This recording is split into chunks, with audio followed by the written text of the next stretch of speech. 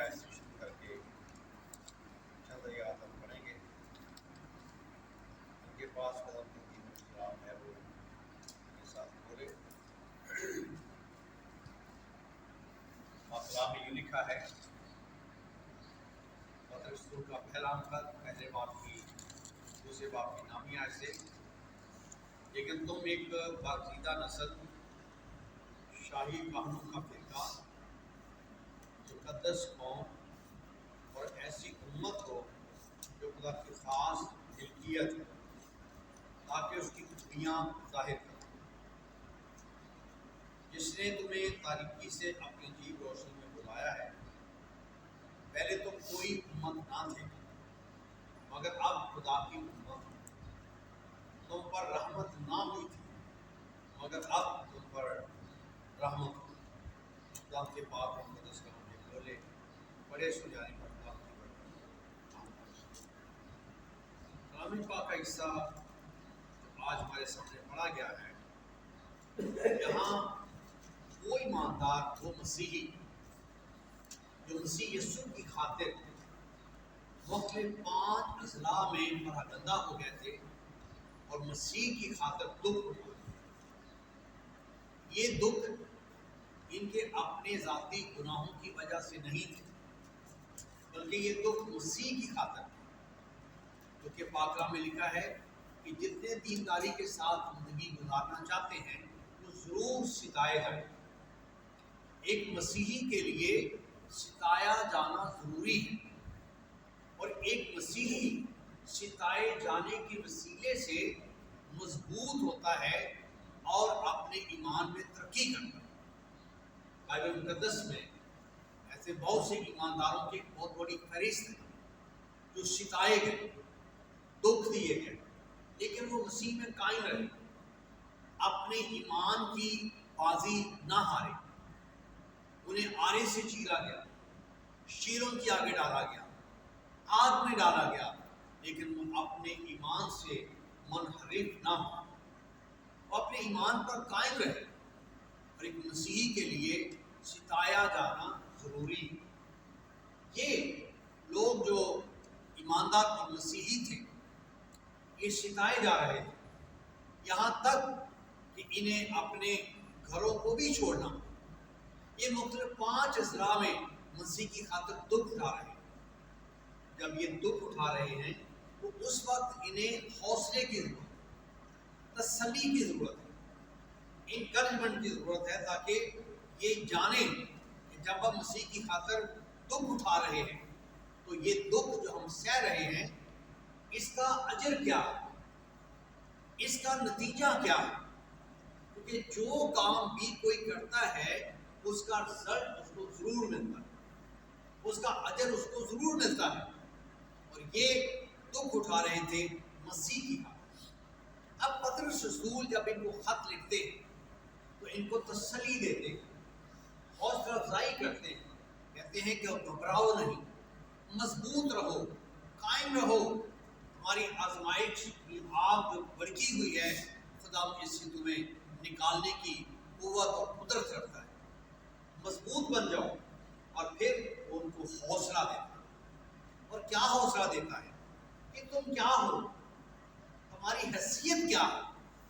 کبھی کبھی انسان کو یہ پتہ نہیں ہوتا کہ میری حیثیت کیا ہے، میں کیا ہوں. وہ اپنے آپ کو کبھی کبھی عام سمجھتا ہے کہ میں ایک عام انسان ہوں، لیکن اس کو پتہ نہیں ہوتا کہ اس کی روحانی جسمانی حیثیت کیا ہے، اس کا مقام کیا ہے. اب پطرس رسول یہاں پر دکھاتا ہے کہ تمہارا بڑا اونچا مقام ہے، خدا نے تمہیں بڑا درجہ دیا ہے، درجات خدا نے تمہیں دیے ہیں. تم جو دکھ سہ رہے ہو میں تمہاری حوصلہ افزائی کرتا ہوں، تم مضبوط ہو، تم قائم ہو جاؤ، اس لیے کہ خداوند نے تمہیں ان دکھوں کا اجر دینے کا وعدہ کیا.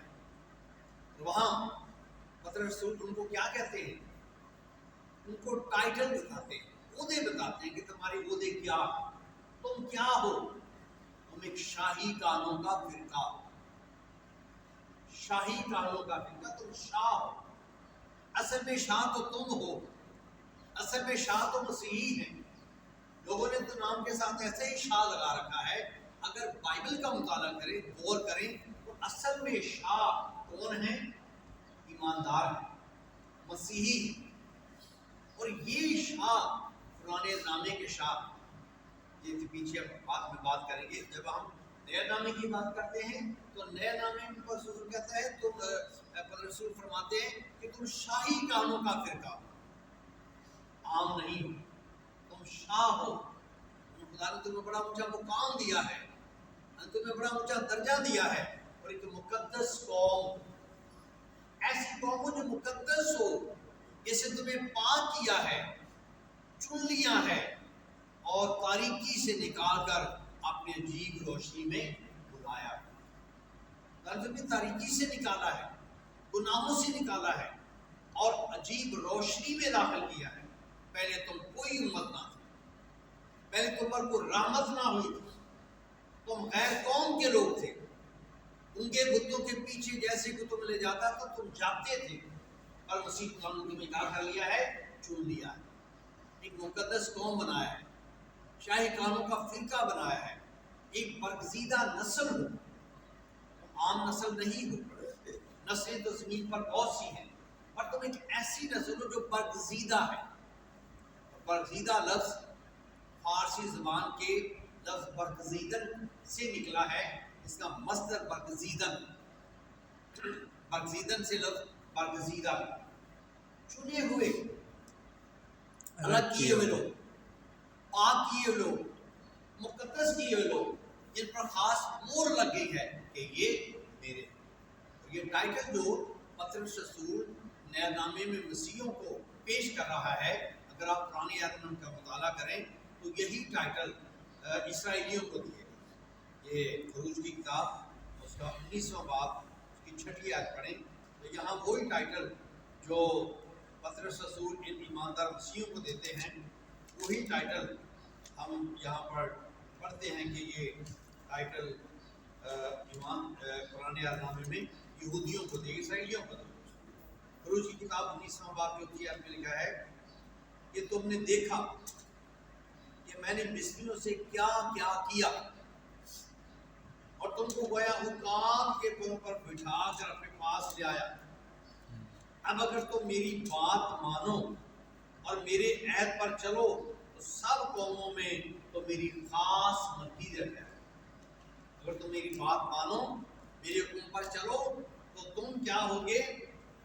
تم میری خاص ملکیت ٹھہرو گے کہ ساری زمین میری، اور تم میرے لیے کاہنوں کی ایک مملکت ہو۔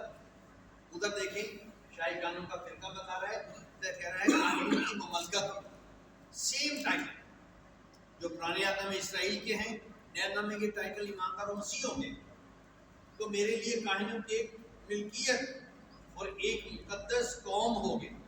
انہی باتوں کو تو بنی اسرائیل کو سنا دیں۔ دیکھیں یہ ٹائٹل اسرائیلیوں کو دی گئے، اور ہم نئے عہد نامے کے اسرائیلی، ہم نئے نامے کے مسیحی، نئے نامے کے اسرائیلی، کہ جو ٹائٹل خدا نے پرانے نامے میں اسرائیلیوں کو دیے وہ نئے نامے میں یہ ٹائٹل پطرس رسول ایمانداروں کو دیے۔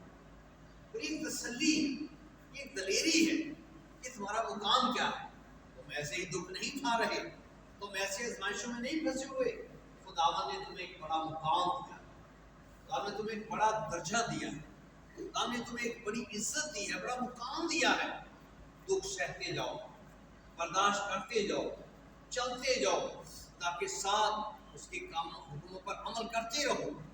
ایک وقت آئے گا خدا تمہیں آزمائشوں سے نکالے گا۔ آخرام میں پولس المقدس کی کلیسیا کو فرماتے ہیں کہ تم کسی ایسی آزمائش میں نہیں پڑے جو تمہاری برداشت سے باہر ہو، بلکہ خدا تمہیں اس آزمائش سے نکلنے کی راہ بھی پیدا کرتے ہیں۔ آزمائش سے نہیں رہے، آزمائش میں خدا تم کے ساتھ ہوتا ہے۔ جب بھی خدا کے لوگوں پر آزمائش آئی، خدا نے ان کا ساتھ دیا، خدا نے آزمائش سے باہر نکالا۔ سورہ بانی میں بھی ہم پڑھتے ہیں ہمیں آزمائش میں نہ لا، اس کا مطلب یہ ہے ہمیں آزمائش میں گرنے نہ دے۔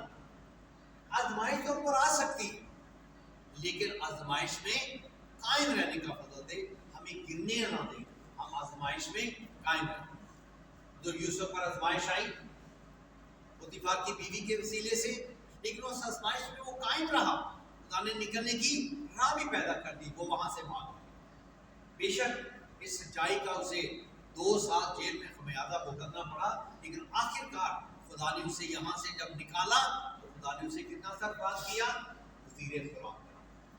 یہ مقام ہے، یہ عزت ہے، یہ اجر ہے ہر دکھ سہنے والے ایماندار کے لیے، ہر دکھ سہنے والے مسیحی کے لیے۔ تو خدا میں فضل عطا کرے کہ ہم مسیح کی خاطر دکھ سہ کر مضبوط ہوں اور اس جلال کو حاصل کریں، اس مقام کو حاصل کریں، اس عہدے کو حاصل کریں، اس عزت کو حاصل کریں جو خدا اپنے لوگوں کو دینا چاہتا ہے، اور ہم اس میں شامل ہو جائیں۔ خدا کے پاک مقدس کلام کا خدا کی برکت ہو۔